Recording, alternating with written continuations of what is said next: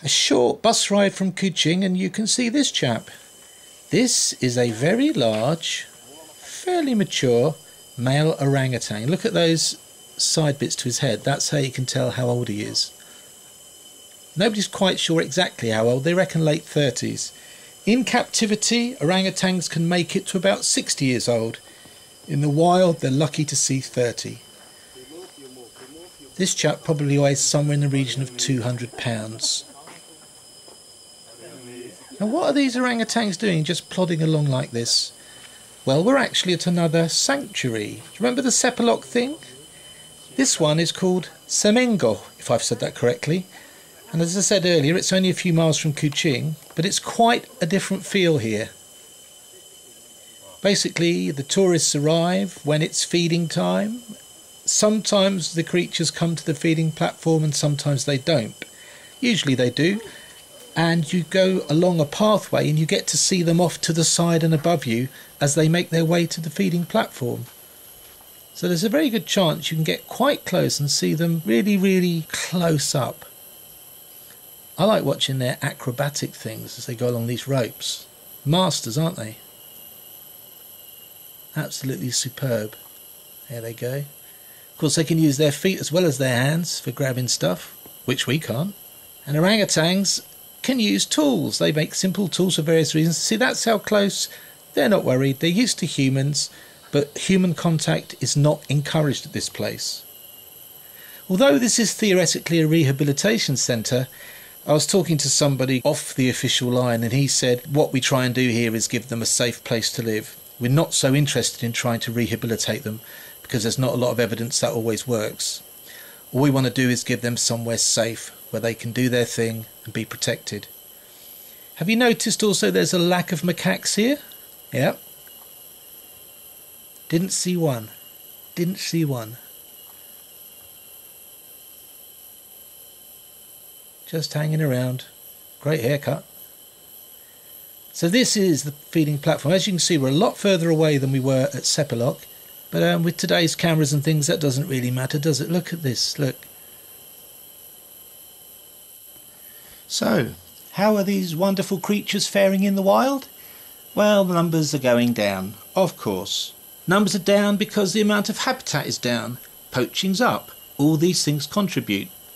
This is our closest relative. So lots of organisations are doing their best to look after these creatures, to protect them, and that's really commendable. But think about this.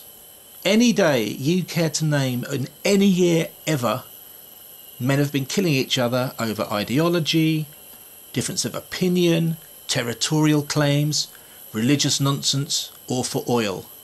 So do you really think that these creatures have a chance when the Malaysian government makes so much money from ripping down its habitat and selling that wood on to us?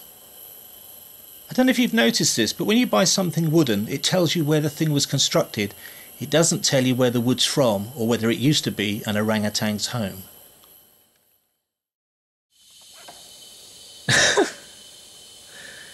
Elegance isn't always of the first importance for these folks. I feel they're happy to just kind of do their thing. There's that big male again. Look at him manoeuvring across. He's learnt to manoeuvre himself across these wires. That's some weight he's taking there. And he's got the most magnificent coat I've ever seen. Look at this. Extraordinary condition.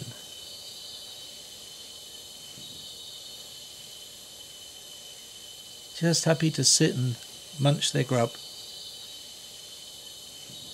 Look at this coat. Look, this is close up. Look how clean. I wonder how soft that is. I wonder what does it feel like when he moves. It's like it's been tailor-made for him. I've never seen a coat like this anywhere else before. This is fantastic. This must be doing an odd pose down by the building there. And there was another one. This one here, look, pretending to be a gate post. I don't know what's up with some of these folks. I really don't. And there's mum and daughter again, contentedly munching away. I've got to say that the whatever you'd call it, the vibe, I don't know, the feeling here on a personal level compared to Sepelok is much freer, is much gentler, is much more caring towards the creatures, and ultimately I think gives a better experience for us visitors. It's very relaxed. Very relaxed. But as I said again, human contact is not encouraged.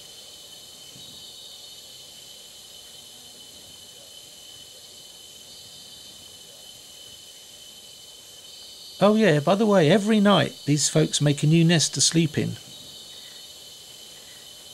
Because really they live in the trees. This one's had enough now. Limping off home with a full belly. Good afternoon to you.